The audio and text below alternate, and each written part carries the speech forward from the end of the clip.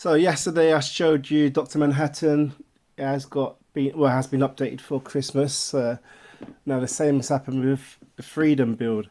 It's been updated just with the Christmas pictures and stuff like that. It was originally a private build that was mixed between the Warriors build and the Vikings build, and now it's sort of combined. Freedom build is combined with those builds plus Dr. Manhattan. So it's originally a non-Debrid build, but there is one page where they got Debrid stuff because, you know, it's a cool build. Alright then guys, thank you very much. Thank you very much.